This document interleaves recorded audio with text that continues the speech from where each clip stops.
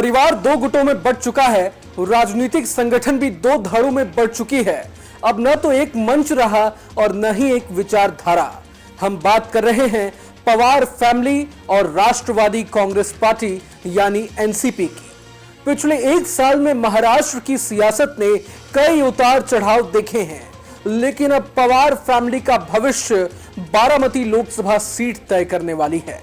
वैसे तो एनसीपी को शरद पवार के नाम से जाना जाता था, लेकिन भतीजे अजित पवार की बगावत के बाद इस चुनाव में पवार वर्सेस पवार की लड़ाई पर सबकी नजरें टिकी हुई है। ऐसे में आखिर बारामती सीट किसकी होगी, ये बड़ा सवाल है।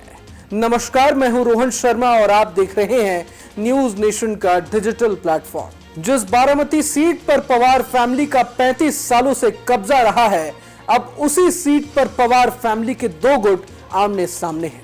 शरद पवार और उनके भतीजे अजित पवार की पार्टी एक दूसरे के खिलाफ मैदान में है।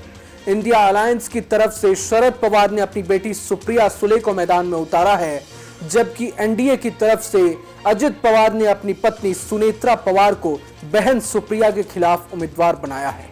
सुप्रिया सुले की बात करें तो वे बारामती से 3 बार सांसद रह चुकी हैं।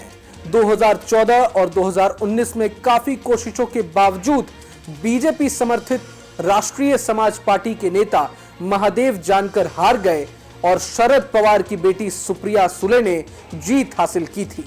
इस बार सुप्रिया सुले अपनी चौथी जीत तलाश रही हैं, तो वहीं दूसरी तरफ अजित पवार की पत्नी सुनेत्रा पवार अब तक सक्रिय राजनीति से दूर रही हैं, लेकिन उन्हें समाज सेवा के कामों में हमेशा आगे देखा गया है। सुनेत्रा पवार खुद महाराष्ट्र के एक बड़े पॉलिटिकल फैमिली से ताल्लुक रखती हैं। पवार वर्सेस पवार की लड़ाई ने बीजेपी का ध्यान भी अपनी तरफ खींचा है, जो लंबे वक्त से बारामती में शरद पवार की विरासत को चुनौती देने की कोशिश कर रही है।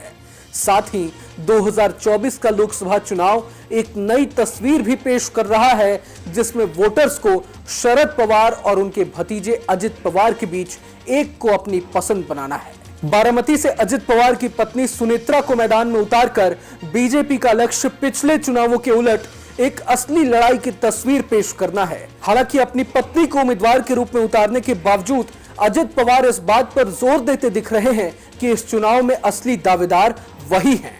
पॉलिटिकल एक्सपर्ट्स का मानना है कि अजित पवार के पास संगठन का नियंत्रण है, लेकिन दूसरी तरफ यह भी कहा जा रहा है कि लोगों की सहानुभूति शरद पवार के साथ बनी हुई है।